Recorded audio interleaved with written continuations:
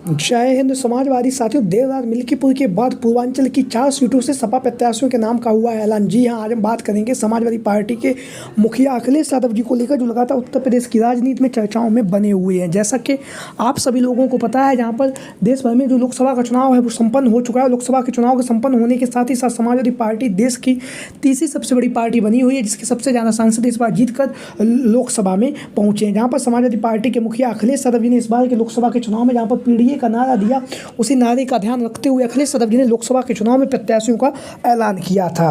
इन्हीं प्रत्याशियों के दम पर अखिलेश यादव जी ने इस बार के लोकसभा के चुनाव में भारतीय जनता पार्टी को उत्तर प्रदेश में जहाँ पर पीछे ढकेला, वरन पीछे ही नहीं ढकेला, बल्कि केंद्र में भारतीय जनता पार्टी की जो सरकार है उसे पूर्ण बहुमत प्राप्त करने से भी अखिलेश यादव जी ने रोका है। तो अब जब लोकसभा का चुनाव संपन्न हो चुका है, तो लोकसभा के चुनाव के संपन्न होने के साथ ही साथ अब उत्तर प्रदेश में 10 विधानसभा सीटों पर उपचुनाव होने जा रहा है, जिसके लिए समाजवादी पार्टी के मुखिया अखिलेश यादव जी ने लखनऊ पार्टी कार्यालय में अपने पदाधिकारियों से बातचीत करने के साथ साथ बहुत सारे पदाधिकारी मिल्कीपुर की जो विधानसभा सीट थी जहां पर उपचुनाव होने जा रहा है, उस सीट को लेकर मिल्कीपुर की विधानसभा सीट से अखिलेश यादव जी ने अपने सभी पदाधिकारियों को लखनऊ पार्टी कार्यालय में बुलाया, जैसा कि आप लोग इन तस्वीरों के माध्यम से देख भी रहे हैं। तो एक एक करके हज़ारों की संख्या में वहाँ पर समाजवादी पार्टी के जो कार्यकर्ता हैं, नेता हैं, वो वहाँ पर पहुँचे।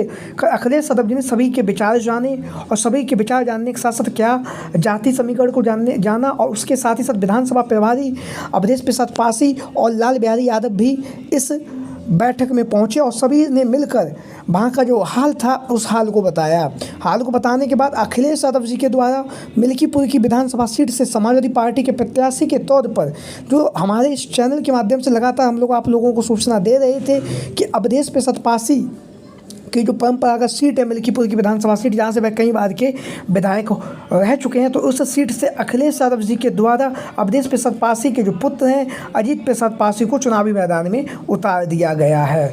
अजीत प्रसाद पासी को मिल्कीपुर की विधानसभा सीट से समाजवादी पार्टी के मुखिया अखिलेश यादव जी ने जहां पर विधानसभा का टिकट दिया है, वहीं पर लगातार अजीत प्रसाद पासी धुआंधार तरीके से मिल्कीपुर की विधानसभा सीट से चुनाव प्रचार कर रहे थे, लगातार लोगों से मिल रहे थे। लोगों से मिलने के साथ साथ लगातार समाजवादी पार्टी के लिए प्रचार प्रसार कर रहे थे, तो अपनी टिकट की दावेदारी को मजबूती के साथ पेश भी कर रहे थे। लेकिन इस बार चुनाव में जब अखिलेश यादव जी ने बैठक ली, और बैठक में अजीत प्रसाद पासी का जो नाम है वह अखिलेश यादव जी ने तय कर दिया। उसी के साथ ही साथ जहाँ पर अजीत प्रसाद पासी नाम पूर्वांचल की मिल्कीपुर की विधानसभा सीट से तय हुआ है, उसी के साथ ही साथ अब उसी बैठक में कुछ नाम और भी तय किए जा चुके हैं, जो हम आपको अपनी इस वीडियो के माध्यम से बता रहे हैं। तो एक एक करके हम बात करेंगे।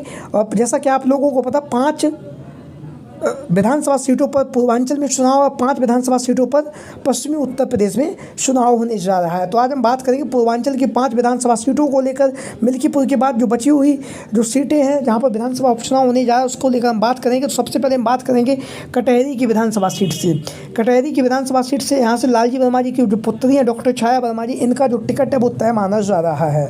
लगातार डॉक्टर छाया वर्मा बैठक कर रही है, बैठक करने के साथ साथ लगातार लोगों से, जनता से मिल रही है, जनता से मिलने के साथ साथ लगातार समाजवादी पार्टी का प्रचार प्रसार भी कर रही है। वहीं पर जो लालजी वर्मा जी की जो परंपरागत सीट रही है कटहरी की विधानसभा सीट, यहाँ से उनकी जो पुत्री है छाया वर्मा का जो टिकट है वो तय हो चुका है। लगातार छाया वर्मा जी जनसंपर्क कर रही हैं, लोगों के बीच में जा रही हैं, लगातार समाजवादी पार्टी का प्रचार प्रसार कर रही हैं, और लोगों के बीच में पहुंचकर बहुत ही मजबूती के साथ जो टिकट की जो मांग है वो डॉक्टर छाया वर्मा जी के द्वारा की जा रही है। लेकिन अब जब अखिलेश यादव जी ने कल मिल्कीपुर के जो पदाधिकारी उन्हें वहाँ पर बुलाया, उसके साथ साथ जो अन्य पदाधिकारी वहाँ पर पहुँचे, तो अखिलेश यादव जी के नेतृत्व में जहाँ पर अब लालजी वर्मा जी की जो पुत्री है डॉक्टर छाया वर्मा जी का जो टिकट है वो तय हो चुका है। बहुत ही जल्द इसका औपचारिक ऐलान भी आप लोगों को दिखाई देगा।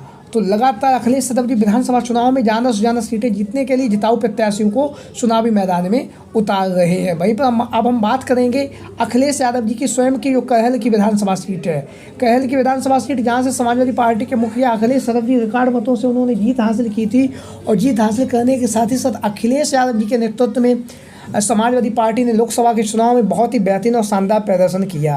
कन्नौज से सांसद निर्वाचित होने के बाद अखिलेश यादव जी ने इस्तीफा दिया, और इस्तीफा देने के साथ साथ भाई अब कन्नौज से सांसद निर्वाचित हैं, और कहल की विधानसभा सीट पर उपचुनाव होना तय हो चुका है। जहां पर कहल की विधानसभा सीट से उपचुनाव होना तय हुआ है, वहीं पर यहाँ से समाजवादी पार्टी के प्रत्याशी के तौर पर जो टिकट है वो भी तय हो चुकी है। यहाँ से अखिलेश यादव जी के जो भतीजे हैं तेज प्रताप यादव का जो टिकट है वो तय हो चुका है। लगातार जिस अंदाज से तेज प्रताप यादव क्षेत्र भ्रमण कर रहे हैं, लगातार लोगों से मिल रहे हैं, जनता से मिल रहे हैं, जनता से मिलने के साथ साथ लगातार समाजवादी पार्टी के लिए प्रचार प्रसार कर रहे हैं। तो करैली की विधानसभा सीट से जो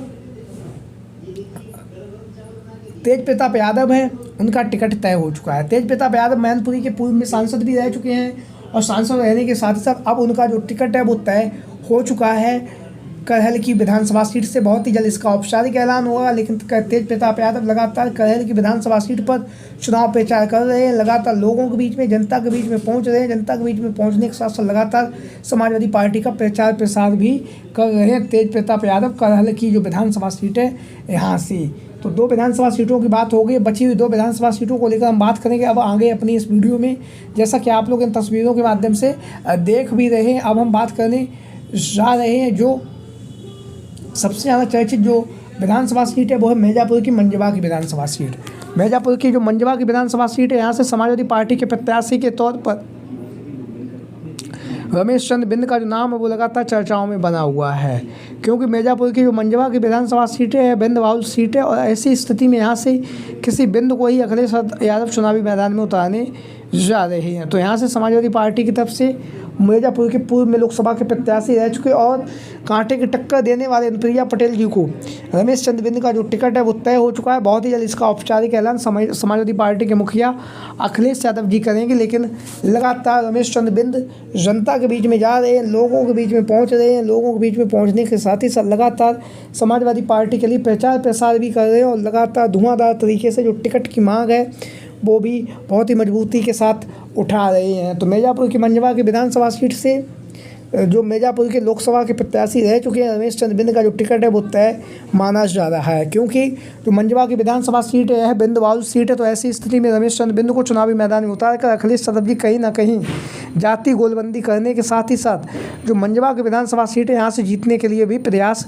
कर रहे हैं। वहीं पर हम बात करेंगे अब फूलपुर की विधानसभा सीट। फूलपुर की विधानसभा सीट से समाजवादी पार्टी के प्रत्याशी के तौर पर अमरनाथ मौर्य का जो टिकट है वो तय माना जा रहा है, क्योंकि 2024 के लोकसभा के चुनाव में अमरनाथ मौर्य ने फूलपुर की विधानसभा सीट से रिकॉर्ड मतों से बढ़त हासिल की थी।